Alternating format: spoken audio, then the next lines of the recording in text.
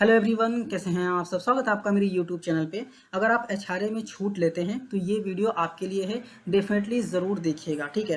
क्योंकि एचआरए में छूट लेने पर आ रही है इनकम टैक्स की नोटिसेस। अभी नोटिस क्यों आ रही हैं, क्या गलतियां हो रही हैं, इस वीडियो में मैं डिस्कस करने वाला हूं। तो वीडियो स्टार्ट करूं इससे पहले अगर आप चैनल पर नए हैं, चैनल को सब्सक्राइब कीजिए, बेल आइकन प्रेस कीजिए। बेल आइकन प्रेस करने के बाद आप कॉल पे क्लिक करना है ताकि मैं जब भी वीडियो को अपलोड करूँ उसके नोटिफिकेशन आपको मिल सकें। तो आइए वीडियो को स्टार्ट करते हैं, ठीक है। तो पहला मेन रीज़न ये है कि लोग कंफ्यूज होते हैं कि एचआरए क्लेम कौन कर सकता है, ठीक है। तो यहाँ पे मैं बता दूँ, अगर आप एचआरए क्लेम करना चाहते हैं तो पहला आप सैलरीड इंडिविजुअल होने चाहिए, मतलब आपको सैलरी मिलनी चाहिए, फर्स्ट थिंग। दूसरा थिंग ये है कि आपकी जो सैलरी है उसमें एचआरए भी आपको मिलना चाहिए। अगर आपको एचआरए नहीं मिल रहा है फिर भी आप एचआरए क्लेम कर रहे हैं तो आपको बेसिकली नोटिस आ सकते हैं, ठीक है। तो ये ध्यान रखना है कि आपको सैलरी मिलनी चाहिए, मतलब सैलरीड पर्सन होने चाहिए आप। और दूसरा, आपके सैलरी में एचआरए का कंपोनेंट होना ज़रूरी है, ठीक है। नेक्स्ट कन्फ्यूजन ये आता है कि कितना एचआरए क्लेम कर सकते हैं, ठीक है। तो कुछ लोग ये सोचते हैं कि एचआरए का जो अमाउंट हमें मिल रहा है ना, सैलरी में जो एचआरए का कंपोनेंट है, हम पूरा का पूरा जो है एचआरए वो क्लेम कर सकते हैं। तो ये मिथ है, आप पूरा का पूरा एचआरए क्लेम नहीं कर सकते, ठीक है। एचआरए क्लेम करने के लिए भी एक सेपरेट फॉर्मूला है, उस फॉर्मूले को अप्लाई किया जाता है। अप्लाई करने के बाद जो एचआरए एक्चुअल आता है वही आप एग्जामिशन ले सकते हैं, वही आप क्लेम कर सकते हैं बेसिकली, ठीक है। अभी एचआरए क्लेम करने के लिए टोटल 3 पैरामीटर्स है, देखिए, फर्स्ट, सेकेंड एंड थर्ड। ये तीनों कैलकुलेट करना है, तीनों में से जो कम वाला अमाउंट आएगा ना वो आप एचआरए क्लेम कर सकते हैं, ठीक है। अभी पहला वाला क्या है, एक्चुअल एचआरए आपको कितना मिला है पहले वो लिख लीजिए, ठीक है। दूसरा कंडीशन ये बोलता है कि अगर आप मेट्रो सिटीज़ में रहते हैं, मेट्रो सिटीज़ मतलब दिल्ली हो गया, मुंबई हो गया, चेन्नई हो गया, ठीक है। अगर आप मेट्रो सिटीज़ में रहते हैं तो आपको क्या करना है, बेसिक सैलरी प्लस डीए का 50% लेना है।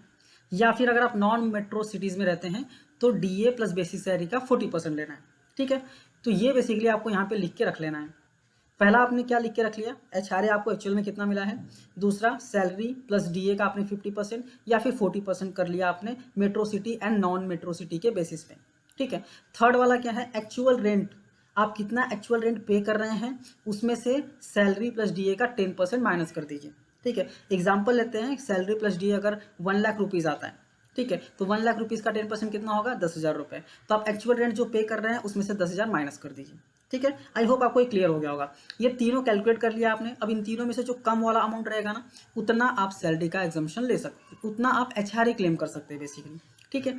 तो कितना क्लेम करना है, आई थिंक ये भी आपका कंफ्यूजन अभी दूर हो गया होगा। नेक्स्ट रीजन क्या आता है, नेक्स्ट कंफ्यूजन क्या आता है कि एचआरए और सेक्शन 80 में, ठीक है, क्या हम एचआरए और सेक्शन 80 साथ में क्लेम कर सकते हैं क्या। सेक्शन 80 क्या है, तो ये बेसिकली अगर आप रेंट पे करते हैं ना तो आप इस सेक्शन में डिडक्शन ले सकते हैं, ठीक है। एचआरए भी बेसिकली रेंट के लिए होता है, अगर आप रेंट पे कर रहे हैं तो आप एचआरए भी क्लेम कर सकते हैं, अगर आपको एचआरए मिल रहा है तो उसके भी सेपरेट कंडीशन है। बट यहाँ पे सवाल ये आता है कि एचआरए और सेक्शन 80 का डिडक्शन हम साथ में ले सकते हैं क्या। तो जवाब है कि नहीं, आप साथ में दोनों एक साथ क्लेम नहीं कर सकते, ठीक है। सेक्शन 80 वो इंडिविजुअल क्लेम करते हैं जिनको एचआरए नहीं मिलता है। नहीं मिलता है मतलब अगर आप सैलरीड पर्सन हैं बट आपको एचआरए नहीं मिलता है और आप रेंट पे करते हैं तो आप सेक्शन 80 का डिडक्शन ले सकते हैं, ठीक है। एचआरए क्लेम नहीं कर सकते आप अगर आपको आपके सैलरी में एचआरए का कंपोनेंट नहीं है, ठीक है। नेक्स्ट पॉइंट ये कहता है कि अगर आप फॉर एग्जांपल 80 में अगर आप डिडक्शन लेना चाहते हैं, एचआरए आपके लिए अप्लीकेबल नहीं है, तो आपको पहले फॉर्म फिल करना पड़ता है, फॉर्म 10BA। ये फॉर्म आपको फिल करना है, इसको वेरीफाई करना है, उसके बाद आप आईटीआर फाइल कीजिए एंड 80 का डिडक्शन आप ले सकते हैं। अभी फॉर्म 10BA क्या होता है, कैसे भरते हैं, उसका कंप्लीट वीडियो मैंने बनाया हुआ है, कैसे फिल करते हैं, फिल करके दिखाया हुआ है, आई बटन पे लिंक कर दूंगा, आप जाके देख लीजिएगा, ठीक है। जैसा कि मैंने आपको बताया, एचआरए जो है वो सैलरीड इंडिविजुअल के लिए ही होता है और तभी आपको मिलता है क्लेम अगर आप एचआरए, जैसे आपकी सैलरी में एचआरए का कंपोनेंट है, ठीक है, और आप रेंट पे कर रहे हैं, ठीक है। नेक्स्ट पॉइंट ये कहता है कि अगर आप एचआरए क्लेम कर रहे हैं ना तो उसके लिए कोई भी सेपरेट फॉर्म फिल करने की जरूरत नहीं है। जैसे 80 क्लेम करने के लिए आपको फॉर्म 10BA भरना पड़ता है, वैसे एचआरए क्लेम करने के लिए आपको कोई सेपरेट फॉर्म फिल करने की जरूरत नहीं है। आई होप ये भी आपको क्लियर हो गया होगा।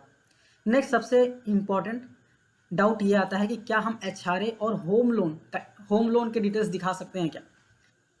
एचआरए होम लोन मतलब एचआरए दिखा सकते हैं क्या, और होम लोन में जब हम इंटरेस्ट बेसिकली पे करते हैं उसका डिडक्शन हमें मिलता है, प्रिंसिपल का डिडक्शन मिलता है हमें, ठीक है। तो सवाल ये आता है कि एचआरए और होम लोन का डिडक्शन हम यहाँ पे क्लेम कर सकते हैं क्या। तो जी हाँ, आप क्लेम कर सकते हैं, कोई दिक्कत नहीं है। बस एक कंडीशन है कि आपका जो होम लोन चल रहा है ना जिस होम के लिए, वो घर किसी और सिटी में होनी चाहिए, ठीक है, मतलब जहाँ पे आप जॉब कर रहे हैं, अगर वहीं पे आपने घर लिया है, लोन पे लिया है और आप ऑफिस से इजीली घर पे जा सकते हैं, घर से आ सकते हैं, तो आप एचआरए और होम लोन साथ में क्लेम नहीं कर सकते। ठीक है, अगर आपने कोई घर लिया है वो किसी अलग सिटी में ही है जहाँ पे आप डेली अप डाउन नहीं कर सकते, ठीक है, उसके लिए आप बेसिकली लोन लिया है और आप इंटरेस्ट पे कर रहे हैं, प्रिंसिपल अमाउंट पे कर रहे हैं, तो आप एचआरए और होम लोन दोनों कंसीडर कर सकते हैं। ठीक है, क्योंकि आप दूसरी सिटी में रह रहे हैं और वहाँ पे आप रेंट पे कर रहे हैं, तो आप डेफिनेटली क्लेम कर सकते हैं, कोई दिक्कत नहीं है।